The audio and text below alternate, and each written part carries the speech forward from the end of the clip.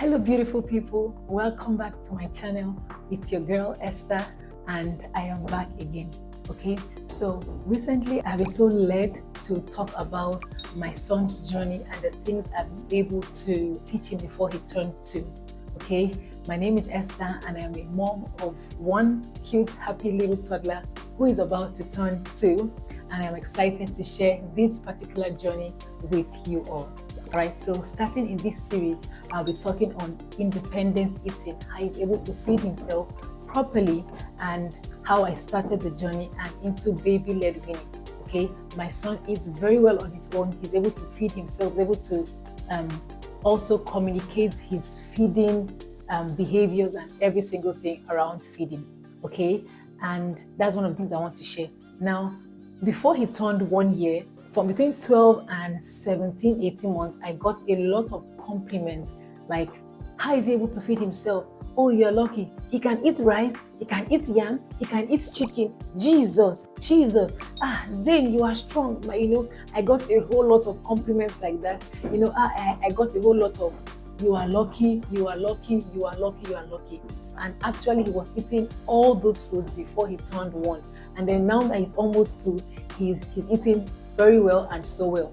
Now guys, all of those things, how I was able to achieve that, it was not luck. So that's what I'm going to be sharing in this video. Alright, so like the title of this video is how I got my son to be able to eat independently in this series of videos on the things I've been able to teach him before he turned 2. So today's video, I'm focusing on how I was able to teach him how to eat independently, and I started with the baby-led weaning. Okay, now first off, disclaimer, I'm not here to judge anyone. I'm just sharing my own process, my experience of how I've been able to teach my son, have been able to groom him, up until now. And I also hope that this video helps you to, if you're a first-time mom, second-time mom, or you want your child to eat properly or eat independently, then you might have 1 or 2 things to pick or learn from this video. All right, so let's get straight into it. Number 1, my mindset was very, very intentional when it had to do with this. So it started with my mind as a mom. Okay, one of the things I wanted to do, one of my goals or my dreams as a mother before I even got pregnant, was that I wanted to raise an independent child from infancy. All right, and then I got involved into the world of Montessori, and hence you can see the Montessori, I'm in his room and all of that. Okay, so Montessori basically is all about, let me not say basically, but in a sum total of Montessori, from the things I have learned so far, I would say that the Montessori way of life is all about following the child amongst every other thing, which I will talk about in another video. So let's get back to eating, how I was able to get him to feed and eat independently. Number 1, I introduced him to the baby-led weaning, and I started from day 1. Now, what exactly is baby-led weaning? Baby-led weaning is, okay, let's go back. What is weaning? Weaning is taking off your child from milk or trying to wean your child, trying to reduce the milk intake or nursing, breastfeeding, and all of that, and then so your child can be able to introduce himself into solid foods. Okay, so now baby-led weaning is the process of skipping purees, the mashed stuff and all of that, and then going straight into giving your child solid foods. Now, typically or traditionally, how we grew up, if you're an African, if you're a Nigerian, you know very well that we all grew up eating pap. You carry the child like this, and then you feed the child and you force feed the child and all of that, and the child is crying, you are crying, everybody's sweaty and all of that. Okay, that was not my idea of how a child should be fed personally. So skipping all of that and going straight into giving the child solid foods, that is baby-led weaning. So when you introduce solids to your baby, it doesn't mean that you reduce the milk intake. Okay, so the milk intake, if the baby is nursing, the baby is having formula or being bottle fed, you should not reduce the bottle feeding or the nursing. Is to introduce solid foods into your baby's routine, 1 step at a time. Okay, so that is it somehow in a nutshell. Okay, now the next thing I was able to do is that you hand over the food. So how do we go ahead and how do we start with this? Okay, so you would typically want to introduce foods to your child. And the question now is, what foods are you introducing? Now, the simple answer is any food at all that you get to eat at home. Okay, and that is what I started with him. Of course, I would make his own slightly less spicy and less hot, or less less spicy, more, and then maybe less of all the whole nutrients. If I could eat the food, then I could give hand to my baby. But of course, for that first few months for me, I was very nervous and I was sort of too worried. So I would take away most of the spicy foods and I'll give him the somehow tasteless ones. Okay, and I would introduce them to him. When I have to do with things like maybe chicken, beef, I would I'll cook them properly, but just reduce the taste. But with time, as I got stronger, as I got firmer, and I started consuming more, I was able to see that he was eating more. Okay, he enjoyed the food that actually had taste, because these little guys, they have taste. Okay, they can also actually taste foods. So a quick tip for you now, if you're introducing foods to your baby, you would want to make your food tasty, not too much salt, or just something that is nice enough for you to eat as a mom, as a dad, or as a parent. If the food is nice enough for you to eat, then your baby can eat it. Of course, at this point, you will reduce the spiciness from the food. Okay, so please don't go about giving tasteless foods like I did when I started. All right. Okay, so moving forward now, this question this question is very important. What about choking? Yes, what about choking? Guys, I have seen throughout this, when I started feeding him, when I started baby led, when I started it, there was a whole lot of, do you want him to choke? Stop that, don't do that, don't do that, don't do that. All of that was so much. And if I was not strong on my values and what I wanted to bring out of it, I would have given up along the way, because when I hand him over like a piece of boiled yam, for example, someone around be like, oh my God, you want him to choke? That was at like 6 months, 7 months. You want him to choke? Mash it, mash it, mash it. So constantly, and I'm very, very sure you've seen the whole mash it, mash it, mash it. You mash your food to give to baby and all of that. Guys, don't worry about choking. I am telling you this from first-hand experience. Choking is different from gagging. Okay, so remember, baby led, you're introducing your baby to a new food that he or she is just trying to figure out how to eat. So there is a tendency for there to be like gagging.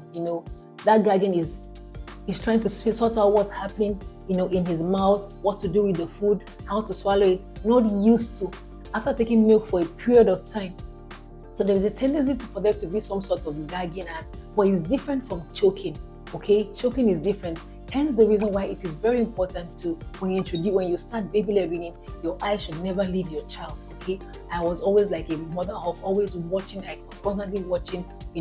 Please don't take it for granted. Okay, be patient enough and also be vigilant enough to watch your baby while your baby is eating these foods. Okay, so don't go away at this time. If you step away, ensure that there's always someone there to keep a close eye on your baby while the baby is eating. Okay, so choking is different from gagging. Right? Maybe I'll drop a few articles that also helped me, during that period and all of that. Please remember, I am not a medical or health professional.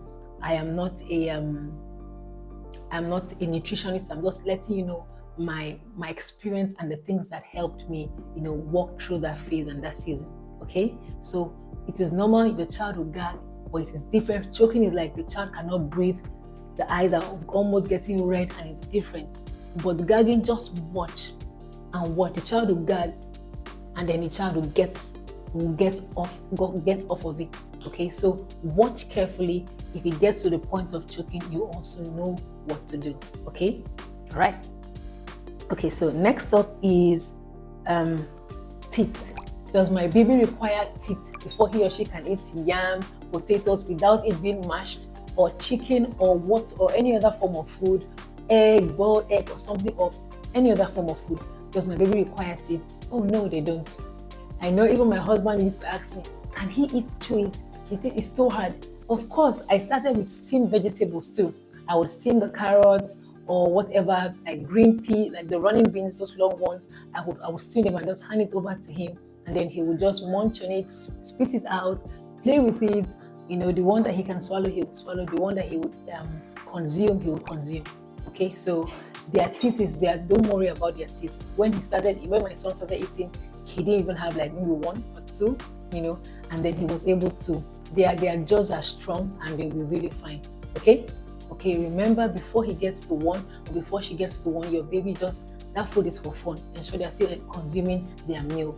Okay, so when you want to introduce baby-led weaning, you want to start feeding them, just go ahead and hand over the food to them, of course, on their table or their plate or wherever it is. Ensure that the baby is in an upright position, sitting down upright and not, fussy or running around and everything. And then you start small and not a lot of choices, not a full bowl of food like you or like an older child will eat. Just 2 or 3 finger foods, okay? Just a few foods on the table, on the plates, and then allow the child. So the next thing is, but allow the child to stretch out his hand, pick the one he or she wants to eat, and then he goes ahead and eats it. Watch, at this point, you would watch like a hawk. You might have to carry your hands and put it so that you don't get gingered or quickly want to carry and feed the child, okay? So you will just want to stay put and watch the child, your baby, closely, okay? All right? Now, the next thing is, what are the tools that are required? At this point, I will just tell you straight up, there are no tools required. All you need is a chair. You, the mom or the dad or the caregiver or the grandma, sit down in an upright position. If you want the baby to be on your lap, that's fine. If you want a high stool, like all these baby feeding chairs, that's fine. If you want a weaning table, that's also fine. But just ensure the child is seated in an upright position. Now, another tool that is also important now when it has to do with this is a beep. Okay, I had beeps. Okay, so I started off with this kind of silicone beeps, and there are so many around. You can use a cloth beep, but I think this beep is really, really has really served me so well. Thanks to my mom that got it for me, when I was still pregnant. Okay, so this beep would help, for if the food will get to drop in, it will reduce the mess a little bit and then make it easy. The child can also put his hand in the scoop and eat. All right, so typically, how long would a feeding time last? Feeding time should last within 5 to 25 or 30 minutes, dependent on your child's ability or, just how your child is enjoying the food. Sometimes the child will be upset and will not want to stay again. Allow the child to go. Sometimes your baby might want to stay there and play around with the food and eat some and swallow some and gag in the middle of it. Just watch your child closely. When you see the child is becoming too fussy and is not comfortable anymore, you can carry your baby, pack up your food, clear the area, and rest. Okay, so be at peace. So don't try to force, eat this one, eat that one, eat that one. What you can encourage, you can hand over to the baby for them to pick up from your hand, and then they go ahead and put it in their mouth by themselves. Okay, then another thing to also note when feeding is what types of food do you want to feed your child? Any kind of food at all. I have talked about this before. Okay, just as you go ahead and start your food, go ahead and feed your baby those kinds of foods. Now, another question which is very important is when to feed your baby. All right, so typically you should start feeding your baby at least 1 meal per day. Okay, you don't want to rush and prepare all these foods, baby foods, and then you hand it over to the baby and then let them eat, or you try to force them. Remember, you're doing baby-led weaning, okay, for your child to be able to eat independently on his or her own. Okay, now you would want to start with either breakfast, lunch, or dinner, anyone that is convenient for you. I would also recommend that you feed your baby, or you offer this food to your baby when your baby is in a relaxed state, not when he or she is cranky, about to go to bed, or about to have a nap, or just fussy and tired. When we wakes up from a nap and is refreshed, you can now hand over the food to the baby, or maybe in the morning or after a bought milk, 1 hour or so. You just look at your baby's cues, know your baby is more active and happy and relaxed. So that's when you hand over. So the baby is calm and is able to, walk around the food at that time. Okay. Another thing to note is you need the highest form of patience when handling, especially at this time. Remember, I told you might need to carry your hands and put under your under your seat so that you don't get too involved rather than watching. For baby-led weaning, it is more on you, the parent, being so patient to allow the child to just be, allow your baby to just understand how this food works and everything. You might play with it in the hand, squeeze it, squash it, and throw it on the floor. They might spit it out. He might do a whole lot and all of that. Those things are they are normal. Okay, remember, your baby is trying to understand how to eat these foods. Even things like rice, when you want to introduce things like rice, you don't have to mash it for the baby. You can just go ahead and maybe just make it a little bit softer. And of course, as your child grows older, from 9-10 months, you can now be able to give your child that, and he or she will be able to feed him or herself. Okay, so when do you introduce spoon, fork, or cutlery to your baby when you want to go about this baby-led weaning? Are we going to continue using our hands forever and all of that? Okay, for the most part, that beginning phase, from that 6-month phase, your baby would use his or her hands more often than not. Okay, but there is no harm in introducing spoon and a fork to your baby.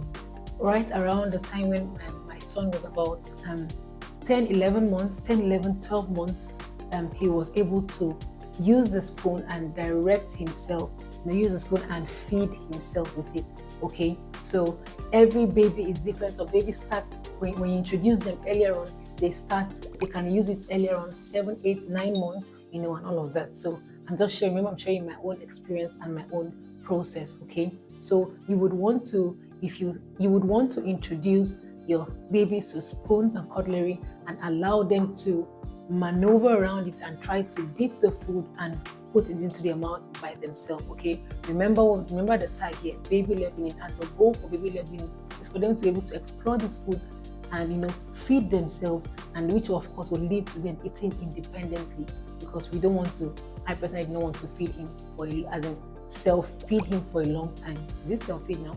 Okay, I didn't want to feed him myself for a long time. I wanted to be able to put a food in front of him. He sits down and eats his food. I go about, finish 1 or 2 other things, and then I am, of course, within my eyesight, within my ring, I could see him. So up from like 13, 14 months, I would put his food in front of him on his table, hand over his spoon and his fork. Then he had gotten so better at it, and then I'll be in the kitchen, and then he'll be in the dining here, and I could just sight him. Sometimes I bring the food to the table, to the kitchen, with his plate, with his chair and his table, and he sits there. He feeds himself while I do complete cooking or any other thing I was doing and all of that. It has really saved me time, and it can save you time too, if there's something that you would like to do. Okay, so, and of course, spoons, fork, cutlery was a huge part of that. All right, so I started with the silicone spoons, and then after I moved on to using a metal spoon and a metal fork. Of course, that caused a lot of stir. It would enter his eye, it would choke him, it would do that. But when your child knows that the fork is for eating, he or she would learn over time, after consistent use, that this is what it is for. Of course, now my son is older, he feeds himself and all of that. And while he's doing that, he gets distracted, he uses them to drum and all of that. But he knows that the spoon and the fork is for eating right now. Okay, so you would want to introduce them to the fork earlier on.